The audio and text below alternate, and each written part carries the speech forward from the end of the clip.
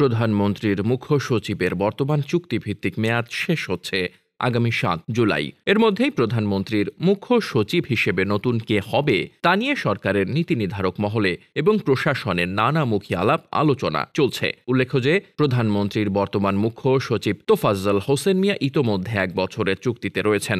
সরকার নতুন করে কাউকে চুক্তিভিত্তিক নিয়োগ না দেওয়ার সিদ্ধান্ত নিয়েছে এবং সেই সিদ্ধান্তের আলোকে সাম্প্রতিক সময় একাধিক ব্যক্তির চাকরির মেয়াদ শেষ হয়েছে এবং সেখানে নতুন সচিব পদায়ন করা হয়েছে। চুক্তিতে থাকা বাণিজ্য সচিবের চুক্তিভিত্তিক নিয়োগ বাড়ানো হয়নি স্বরাষ্ট্র মন্ত্রণালয়ের সুরক্ষা সচিবের চাকরির মেয়াদও। এসব জায়গায় নতুন সচিব দেওয়া হয়েছে। সেই প্রেক্ষিতে অনেকে মনে করছেন যে তোফাজ্জল হোসেন মিয়ার চাকরির মেয়াদ নতুন করে বৃদ্ধি নাও করা হতে পারে।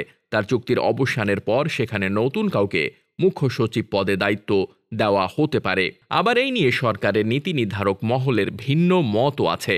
অনেকেই মনে করছেন যে প্রধানমন্ত্রীর মুখ্য সচিব হিসেবে তোফাজ্জল হোসেন মিয়া হয়তো আবারও ১ বা ২ বছরের জন্য চুক্তিভিত্তিক নিয়োগ পেতে পারেন। প্রধানমন্ত্রীর সচিব হিসেবে মোহাম্মদ সালাহউদ্দিন আছেন। তিনি ১৩তম ব্যাচের কর্মকর্তা। কাজেই প্রধানমন্ত্রীর মুখ্য সচিব হিসেবে তোফাজ্জল হোসেন মিয়ার চাকরির মেয়াদ যদি ১ বছর নবায়ন করা হয়, তাহলে পরবর্তীতে সালাহউদ্দিনই প্রধানমন্ত্রীর মুখ্য সচিব হতে পারেন। এমন একটি বিবেচনা থেকে তোফাজ্জল হোসেন মিয়ার চুক্তিভিত্তিক নিয়োগ বাড়ানো হতে পারে বলে কেউ কেউ মনে করছেন। তবে যেহেতু সরকার এখন চুক্তিভিত্তিক নিয়োগের ব্যাপারে শূন্য সহিষ্ণুতা নীতি গ্রহণ করেছেন, সে কারণে তোফাজ্জল হোসেন মিয়ার চুক্তির মেয়াদ নাও বাড়ানো হতে পারে। সেক্ষেত্রে ২ জনের নাম আলোচিত হচ্ছে। এর মধ্যে শিল্প মন্ত্রণালয়ের সিনিয়র সচিব জাকিয়া সুলতানার নাম সবচেয়ে বেশি আলোচিত হচ্ছে।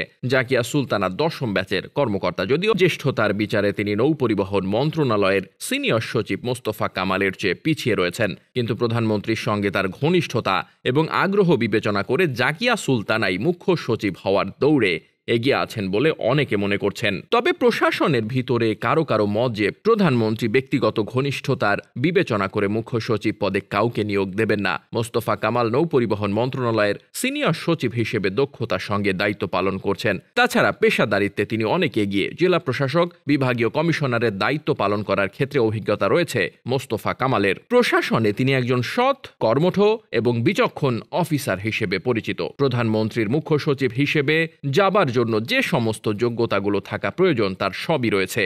সবকিছু বিবেচনা করেই প্রধানমন্ত্রী হয়তোবা মুখ্য সচিব পদে একজনকে নির্বাচিত করবেন। তবে আগামী কয়েকদিনের মধ্যে এই বিষয়ে একটি চূড়ান্ত সিদ্ধান্ত গ্রহণ করা হতে পারে বলে বিভিন্ন সরকারি সূত্রগুলো নিশ্চিত করেছে। সংশ্লিষ্ট সূত্রগুলো মনে করছে যে প্রধানমন্ত্রীর মুখ্য সচিব প্রশাসনের দ্বিতীয় সর্বোচ্চ পদ। কাজেই এখানে জ্যেষ্ঠতা, দক্ষতা এবং সততা বিবেচনা করেই প্রধানমন্ত্রী হয়তো কাউকে পদায়ন করবেন।